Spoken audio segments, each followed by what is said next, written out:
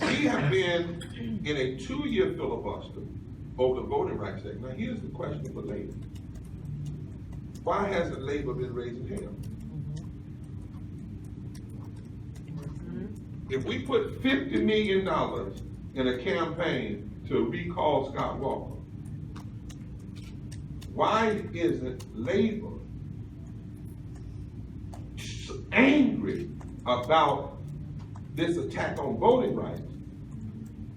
And why isn't Labor and the civil rights community hooked together and demanding that the Voting Rights Amendment Act that's on the floor, that's been filed, be passed this year, and or at the very least that the issue of voting rights be at the center, at the front of the fight for labor rights, and be forced into the presidential debate discussion. Now, when did all of this tax on voting rights recently happen? Right after President Obama won in 2008.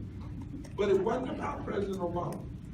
It was that his campaign did something unusual. It broke through the solid South.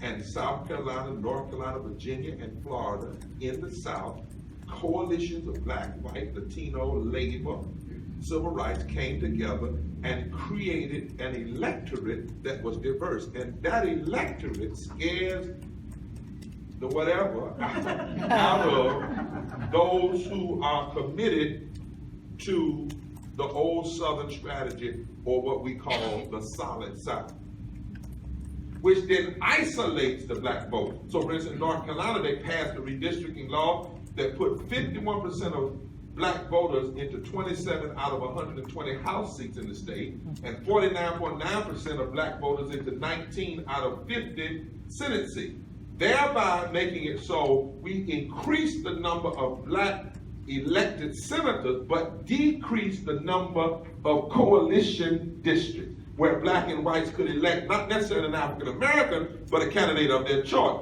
which then thereby created a situation where our state legislature has a supermajority. And what did they do with that supermajority in the first 50 days?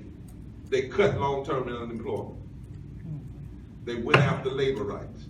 They cut $1 billion from public education. They ended earned income tax credit that even Ronald Reagan said was a good thing. So when you make Ronald Reagan look like a liberal, you're pretty extreme. But do you see what I'm saying? The connection. They denied Medicaid expansion for 500,000 people. They did it based on a racialized narrative. Medicaid expansion is going to them. I'll tell you where that comes from later. But the point is 346,000 of the people getting Medicaid expansion are white. And almost 99% of them are working class people. Dr. King said it in 1961 to the AFL-CIO. He said, if labor unions and the civil rights community ever hook up and understand their power, we fundamentally will transform this country for ages to come.